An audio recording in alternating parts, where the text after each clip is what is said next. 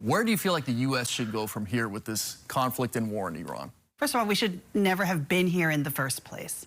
War Powers Authority clearly rests with Congress, but more importantly, we're not even clear what the president sought to do by bombing Iran. The question every American should ask themselves is, do I feel safer today than I did before this all started?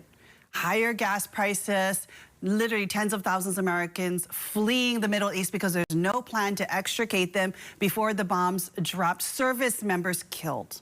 Service members who've lost their lives, and all of our service members now worried about whether they'll be called to duty to be the boots on the ground. This is the situation that we have today. This is why we voted on the War Powers Resolution to rein in the unilateral actions of this president last week in Congress. And while that failed, we have to keep pushing to take back those war powers authorities within Congress, because right now, what we're seeing is absolutely unacceptable. 7 American service members killed so far that have been identified. A lot of Americans are also concerned about the funding for the war, which News Nation reports is $1 billion a day. What do you make of this funding, and do you think this can continue on as the war continues?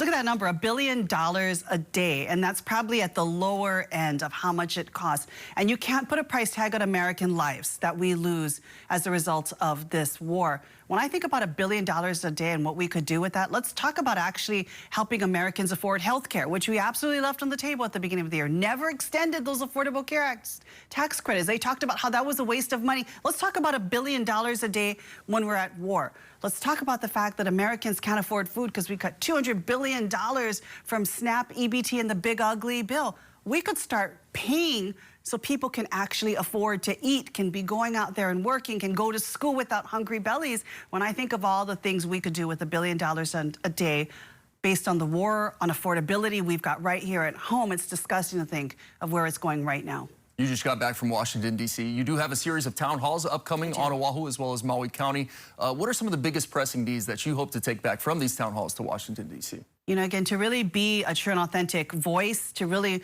know that we are fighting for the things that people at home care about, we have got to go to the people. We've got to meet people where they're at, which is why, you know, the annual statewide town halls that I do, the listening sessions I do are so important. Tomorrow we'll be in Kaneohe. We're going to be hitting Maui County, literally Lahaina. We'll be on Molokai. We'll be on Lanai. We're going to go to other places. We've already been to Wahiawa. We've been to Waimea on the Big Island. We've been to Lihue on Kauai, and we're going to be doing some listening sessions with veterans this week as well.